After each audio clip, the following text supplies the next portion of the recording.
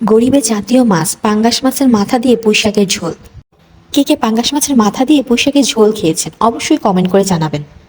এখন আবার একদল মানুষ এসে বলবে পাঙ্গাস মাছের আবার রেসিপি।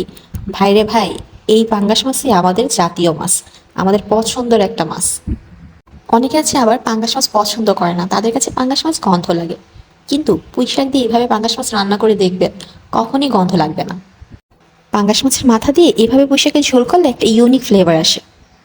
তাই আজকে আমি আপনাদের দেখাবো গরিবের মাছ পাঙ্গাস মাছের মাথা দিয়ে পুঁই শাকের ঝোল। না টেনে অবশ্যই ফুল রেসিপিটা দেখবেন। আমি এখানে মাছগুলো ভাজার জন্য আমার জাতীয় কড়াই নিয়ে নিলাম। অনেকে এসে আবার বলবে আপনার কড়াইয়ের অবস্থা কেন, এই কড়াইতে রান্না করে যে কি শান্তি আপনারা বুঝবেন না। তেলটা ভালো করে গরম হওয়ার পর মাছের মাথাগুলো ভাজার জন্য দিয়ে দিব। আমি মাছের মাথাগুলো ভেজে নিচ্ছি, কারণ তরকারিতে দেওয়ার পরে মাছের মাথাগুলো ভেঙে যেতে পারে, তার জন্য ভেজে নেওয়া ভালো। আপনারা যদি মাছ ভাজি পছন্দ না করেন তরকারিতে, তাহলে মাছ কষিয়েও রান্না করতে পারেন। আমার এই কড়াইতে মাছ ভাজি করলে কখনই লেগে যাবে না, একদম তেলতেলে একটা কড়াই। তাই তো বললাম এই কড়াইতে রান্না করে অনেক শান্তি। আজ আপনাদের সাথে শেয়ার করলাম আমার জাতীয় কড়াইয়ের রহস্য। ভালো করে কড়া করে আমি মাছগুলো ভেজে নিয়েছি।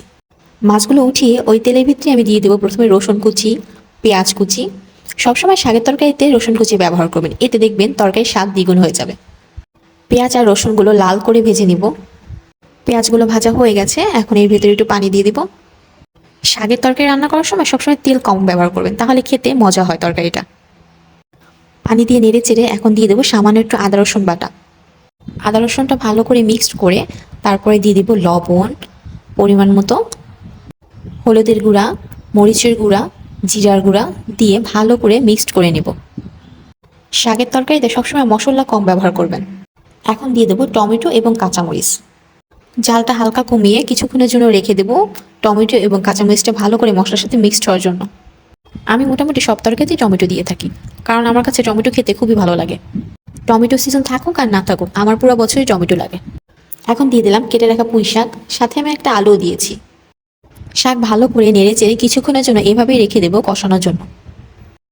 ঢাকনা দিয়ে ঢাকবো না, ঢাকনা দিয়ে ঢাকলে শাকের কালার নষ্ট হয়ে যায়। শাক রান্না করার সময় কখনই ঢাকনা দিবেন না, ঢাকনা দিলে শাকের কালার নষ্ট হয়ে যায়, লালচে ভাব চলে আসে। ঢাকনা ছাড়া শাক রান্না করে দেখবেন একদম কালার গ্যারান্টি। দেখুন ঢাকনা ছাড়া আমি শাকটা কষিয়ে নিলাম, একদম সবুজ কালারে আছে, দেখতে কতটা সুন্দর লাগতেছে।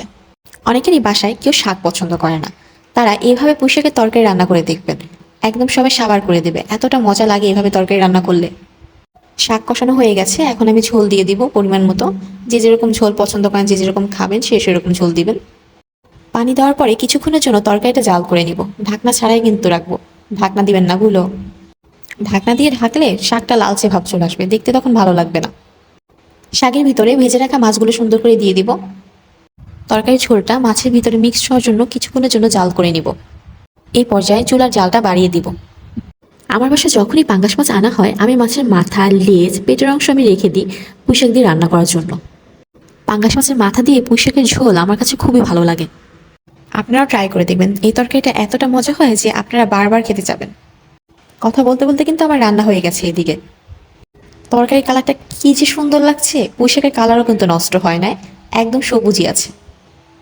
যারা শাক পছন্দ করে না, তারাও এরকম তরকারি দিয়ে এক প্লেট ভাত পুরাই সাবার করে দিবে।